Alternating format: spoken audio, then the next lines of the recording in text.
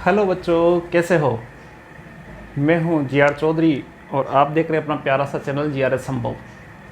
जैसा कि आपने पहले वीडियो में देखा कि किस प्रकार बेलन या सिलेंडर का पृष्ठीय क्षेत्रफल निकाला जाता है, किस प्रकार उसका वक्र पृष्ठीय क्षेत्रफल निकाला जाता है, संपूर्ण पृष्ठीय क्षेत्रफल निकाला जाता है, किस प्रकार उसका आयतन निकाला जाता है, उसमें कौन कौन से फॉर्मूले जो बने और साथ ही ये फॉर्मूले कैसे बने, इसके बारे में हमने चर्चा की थी। बिल्कुल छोटे तरीके से 20 मिनट का वीडियो था और 20 मिनट में हमने ये सीखा।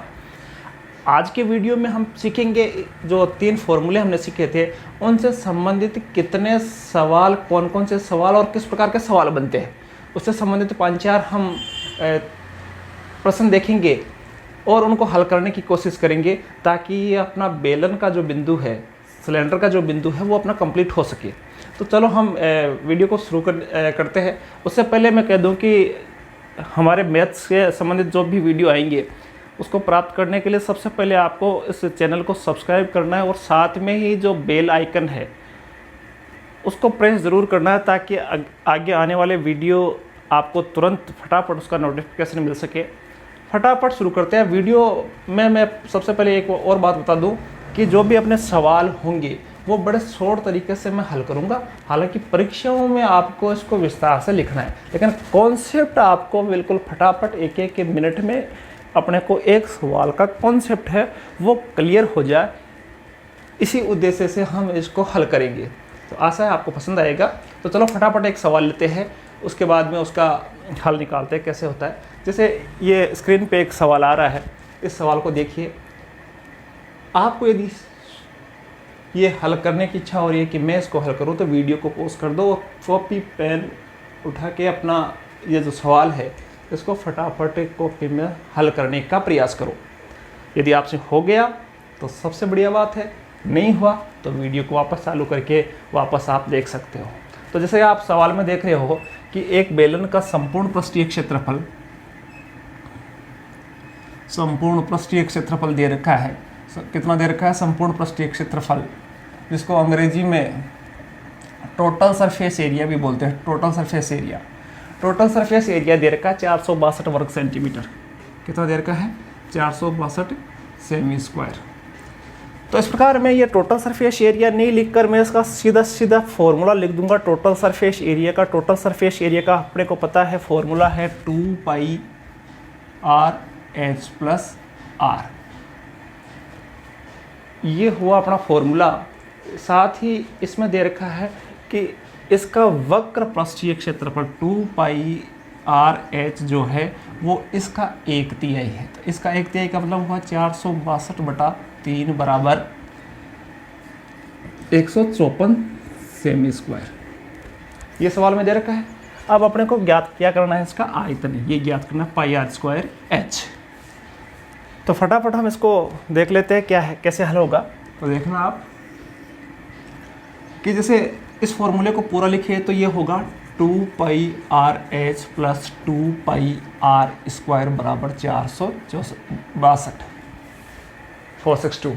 ये कैसे आया कि पहले हमने इसको खोला तो 2πrh से गुणा किया तो 2πrh आ गया, फिर 2πr को r से गुणा किया तो 2πr² आ गया बराबर 462। और यहाँ क्या दे रखा है? 2πrh बराबर कितना दे रखा निकला? 154। मान लो इसको समीकरण नंबर दे दिया 1 और इसको इक्वेशन नंबर दे दिया 2। तो देखो इसमें और इसमें हम देखें तो 2πrh का मान दे रखा है 154, तो 2πrh की जगह 154 लिखा प्लस 2πr² बराबर 462। तो 2πr² बराबर 462 माइनस 154।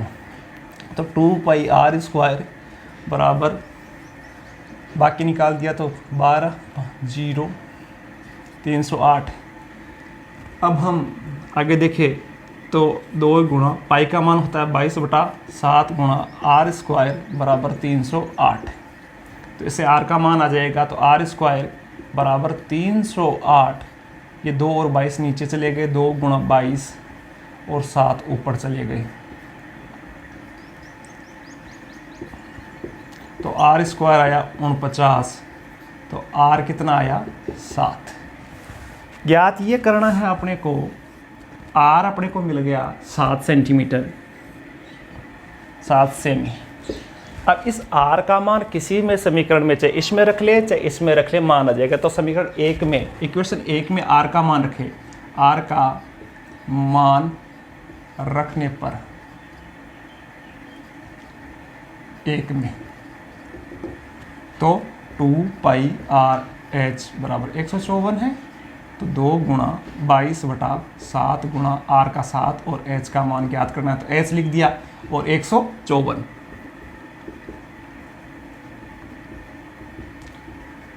तो एच बराबर आया 3.5 सेंटीमीटर। इस प्रकार एच कितना आया 3.5 सेंटीमीटर और आर आया 7 सेंटीमीटर। अब बड़े आराम से इसको फॉर्मूले में लिखेंगे और उसका मान है वो आ जाएंगे। आर कितना आया 7 सेंटीमीटर और एच कितना आया 3.5 सेंटीमीटर। तो ये तो निकालना है अपने को। तो 22/7 गुणा 7 गुणा 7 गुणा एच की जगह 3.5 मान आया, 3.5 काटा 154 गुणा 3.5 को 7/2 भी लिख सकते हो आप, हल करना चाहो तो, पॉइंटों में गुणा नहीं करना है तो।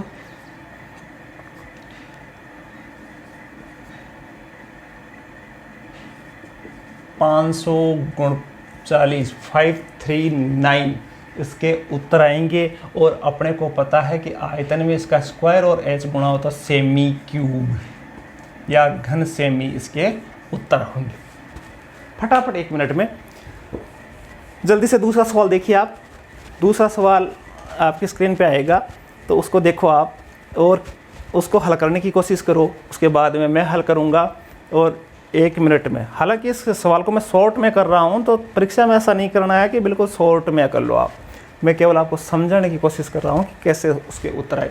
एक फटाफट सवाल करते हैं। अगला सवाल कि 2 बेलन, जो सवाल देख लिया आपने, 2 बेलन है, इसका त्रिज्याओं का अनुपात, मान लो दो बेलन अलग अलग प्रकार के हैं, उनकी त्रिज्याओं का अनुपात, जैसे R1 अनुपात R2, मैं सवाल शॉर्ट में लिख लेता हूँ। तो वो दो बेलन है, उनकी त्रिज्याओं का अनुपात क्या है, 2:3 है। ठीक है।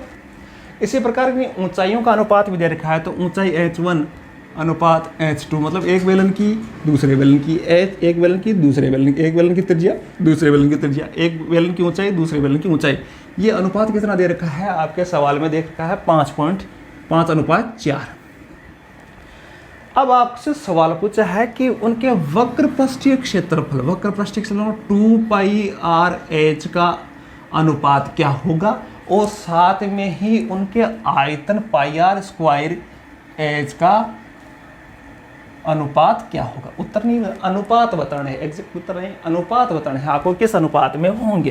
तो देखो, जिस प्रकार अनुपातों के सवाल हो तो सीधा इसका तरीका है कि जहाँ भी अनुपातों के सवाल आए उनमें उनके आगे x लगा दो। तो मान लो इसके आगे x लगा दिया और इसके आगे y लगा दूँ, तो R1 2x, R2 3x, ये एक ही है, त्रिज्या है तो इसमें x लगा दिया।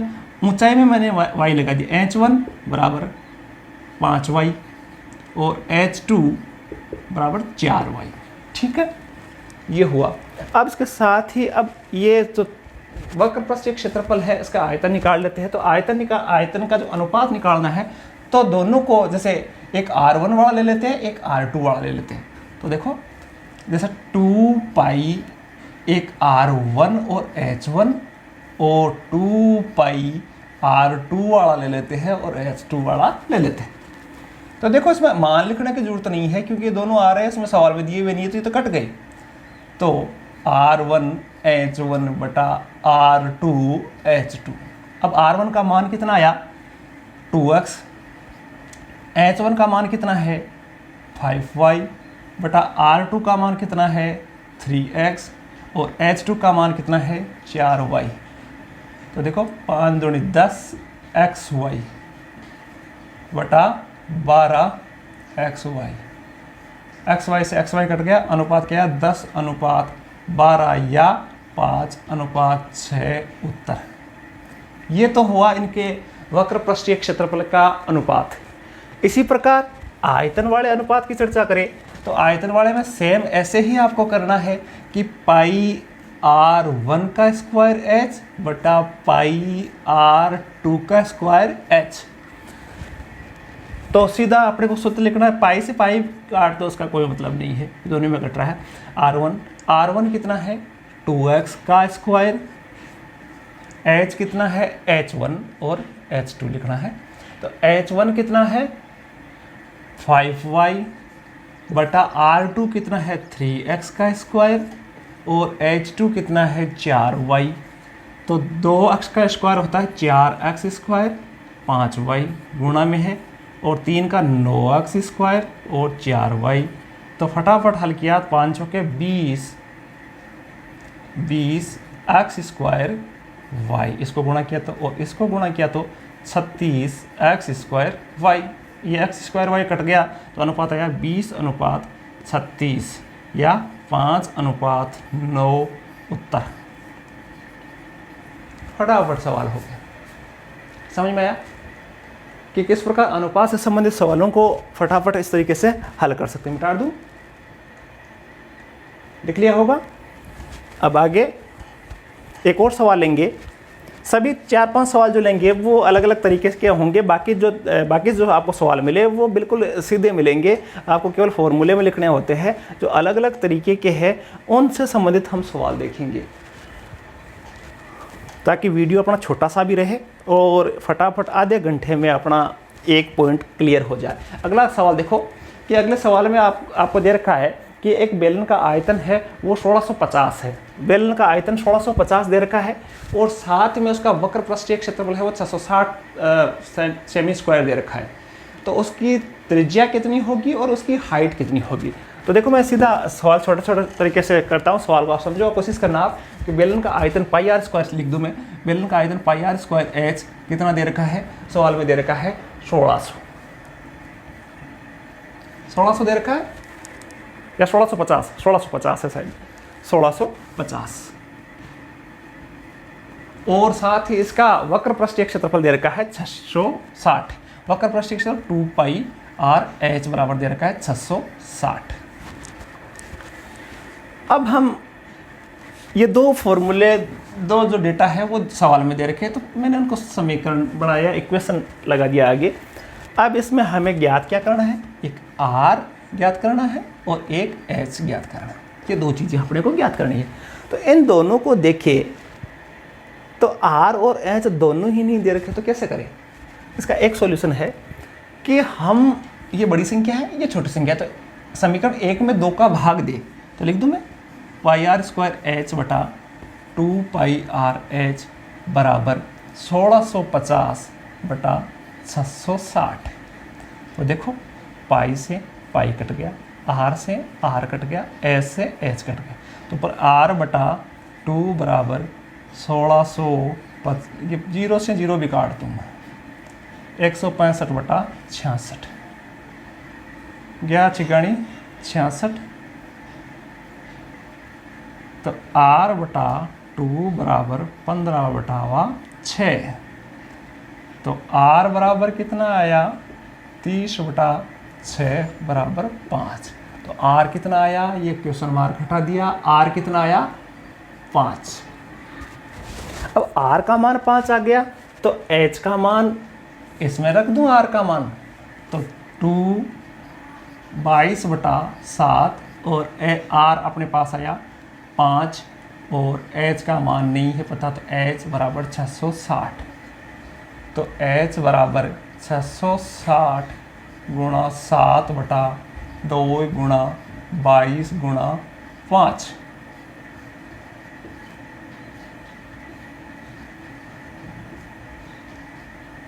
h बराबर 21 सेंटीमीटर। तो h कितना आया 21 सेंटीमीटर। थोड़ा जल्दी कर रहा हूँ मैं, तो आप वीडियो की स्पीड कम कर सकते हो। आपको लगेगा सर ने बहुत फास्ट पढ़ाया है, एक एक के जो वीडियो की स्पीड है वो आधी कर सकते हो। आप धीरे धीरे आराम से इसको देखना, आपके समझ में आएगा। बिल्कुल छोटे से तरीके से मैंने किया, तो इस प्रकार ये हल हो गया। चलो एक और सवाल देखते हैं। अगला सवाल जो है उसको पढ़ो पहले, और उसके बाद में आपके समझ में आएगा कि किस प्रकार इसका क्या हल होगा।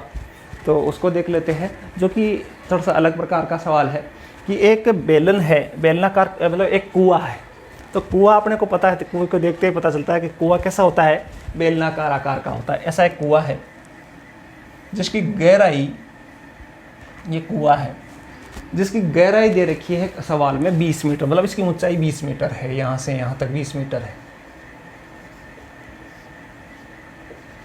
ठीक है। और साथ में इसका दे रखा है कि जो व्यास है, व्यास पूरा होता है ये 20 मीटर, ये 20 मीटर नहीं है, ये 7 मीटर दे रखा है। कितना दे रखा है? 7 मीटर यहाँ से यहाँ तक व्यास होता है। तो इसकी त्रिज्या क्या होती है? व्यास की आधी, तो आर कितना होगा? 3.5 मीटर, ठीक है। अब इसमें से मिट्टी निकाली गई, तो मिट्टी निकालने का मतलब है कि पृष्ठीय क्षेत्रफल तो होगा नहीं, मिट्टी निकाली तो क्या निकलेगा? उसका आयतन। तो अपने को इसका आयतन निकालना है, पहले पाई आर स्क्वायर एच। तो पाई आर स्क्वायर एच देख लेते हैं, इसका आयतन मिट्टी कितनी निकली, तो वो क्या हुआ? 22/7 गुणा 3.5 गुणा 3.5 गुणा एच 20 है। ये इसका क्या होगा? वॉल्यूम होगा, आयतन होगा। तो इस प्रकार इसको काट के हल नहीं करना है, पहले ये निकाल लिया। अब इसका जो मिट्टी निकली उसका एक चबूतरा बनाया गया, और चबूतरा कैसा होता है? घनाभकार होता है। उसकी लंबाई चौड़ाई दे रखी है, ऊंचाई का पता नहीं। लंबाई उसकी जो चबूतरा है, ऐसा चबूतरा जो बनाया उसकी लंबाई चौड़ाई दे रखी है, तो एल कितनी दे रखी है, लंबाई कितनी दे रखी है? उसकी लंबाई सवाल में दे रखी है, लंबाई दे रखी है 22 मीटर, लंबाई 22 मीटर। चौड़ाई दे रखी है, चौड़ाई इसकी दे रखी है 14 मीटर, तो चौड़ाई कितनी है? 14 मीटर। और अपने को ऊंचाई बतानी है कि ऊंचाई कितनी होगी। तो अपने को पता है कि घनाभ का जो लंबाई चौड़ाई और ऊंचाई होती है उसका आयतन होता है, क्योंकि इस मिट्टी से जो मिट्टी निकलेगी उसी से तो बनेगा, तो उसमें भी आयतन काम में आएगा। तो इस घनाभ का जो चबूतरा होगा उसकी आयतन क्या होगा? घनाभ का आयतन होता है एल गुणा बी गुणा एच। तो एच तो इसमें दे नहीं लिखा, तो एच का एच लिख देते हैं। एल कितना है? 22 गुणा 14 गुणा एच का एच, ये उसका आयतन होगा। अब अपने को पता है कि इसी मिट्टी से अपने को आयतन निकालना था। ये मिट्टी इसी आयतन में काम में आई थी, इसकी मिट्टी इसमें काम में आई थी, तो ये और ये क्या होगा? बराबर होगा। तो ये है 22/7 गुणा 3.5 गुणा 3.5 गुणा 20, ये दोनों बराबर ही तो होंगे क्योंकि ये मिट्टी इसी में काम में आई। तो अब देखो H बराबर 22 गुणा 3.5 गुणा 3.5 गुणा 20/7 गुणा ये 22 नीचे चले गए और ये 14 भी नीचे चले गए। तो 22 से 22 कट गया, 7 से 0.5 बार कट गया और 0.5 को 10 हो गया, और ये हो गया 4 बार। तो ये कितना होगा? 2.5 मीटर ऊंचा होगा। ये चबूतरा कितना होगा? 2.5 मीटर उत्तर। नहीं समझ में आया तो फिर मैं बता दूं कि ये जो कुआं था उसकी में से मिट्टी निकाली, इसका मतलब ये आयतन। और ये मिट्टी कहाँ काम में आई? चबूतरा बनाने में काम में आई। चबूतरा काम में आई तो चबूतरे का भी क्या निकालना पड़ेगा? आयतन। चबूतरे की लंबाई चौड़ाई दे रखी है, ऊंचाई दे नहीं रखी, तो लंबाई चौड़ाई ऊंचाई, ये जो आयतन होगा वो आयतन कितना होगा? जितनी मिट्टी निकली, ये दोनों बराबर होंगे। इसको हल किया तो इस प्रकार ये उत्तर आएगा 2.5 मीटर। क्लियर है? एक लास्ट और सवाल लेते हैं जो कि और अलग तरीके का है। खोखले बेलन। खोखला बेलन जो जिसको बोलते हैं होलो सिलेंडर। होलो सिलेंडर मतलब जैसे जस्ट लाइक ए पाइप की तरह होता है ये। जैसे ऐसा मैं पाइप बना लूँ, ये खोखला है अंदर से, तो इसको होलो सिलेंडर बोलते हैं। और इसका संपूर्ण पृष्ठीय क्षेत्रफल निकालने का सीधा सा फॉर्मूला मैं लिखवा दूं, वो आपको याद कर लेना है। उसका फॉर्मूला क्या है? 2 पाई लिख लो, 2 पाई R1 प्लस R2 गुणा H plus R1 minus R2, ये इसका फार्मूला है। अब R1 और R2 क्या? R1 का मतलब होता है कि उसका जो पाइप है ये, इसका बाहर दो त्रिज्याएं होती है, एक अंदर की त्रिज्या होती है और एक बाहर की त्रिज्या होती है। तो R1 बाहर की त्रिज्या, बाहर का नाप, और R2 होती है अंदर की त्रिज्या। तो देखो सवाल में दे रखा है कि एक खोखला बेलन है जिसकी मोटाई, मैं वापस चित्र बना देता हूँ, एक खोखला बेलन है ऐसा मान लेते हैं, चित्र तो अच्छा नहीं बन रहा है लेकिन समझना है अपने को कि एक खोखला बेलन है जिसका मोटाई, ये मोटाई कितनी देर के सवाल में 2 सेंटीमीटर की मोटाई, याद रखना 2 सेंटीमीटर। भीतर का व्यास, भीतर का मतलब यहाँ से यहाँ का व्यास, तो व्यास तो अपने काम में नहीं आता, व्यास दे रखा है इसमें 14 सेंटीमीटर, तो ये 14 सेंटीमीटर है, तो यहाँ से यहाँ त्रिज्या कितनी होगी 7 सेंटीमीटर कर दो मैं त्रिज्या, तो यहाँ से यहाँ की त्रिज्या 7 सेंटीमीटर, तो ये बाहर वाली त्रिज्या कितनी होगी 2 ऐड हो जाएगा, तो R1 कितना आया 9 सेंटीमीटर और R2 अंदर की त्रिज्या जो दे रखी है 7 सेंटीमीटर। अब अपना काम हो गया, सीधा सा फटाफट इसको हल कर लेते हैं।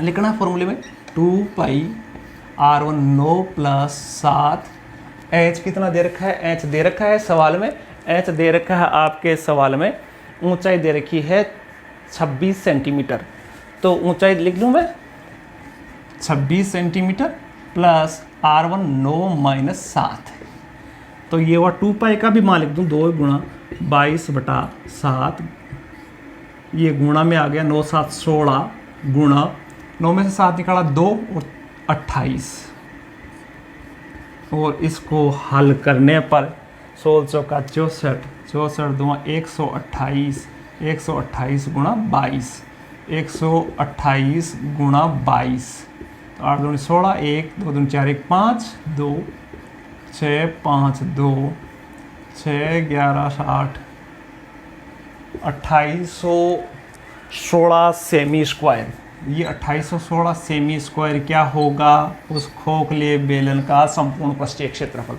यदि इस प्रकार के सवाल सारे आराम से हम हल करें और बाकी 1-2 सवाल जो रहे हैं वो आप खुद ट्राई करना, और इस प्रकार बेलन से संबंधित आपके सारे सवाल बिल्कुल एक्यूरेट सही होंगे।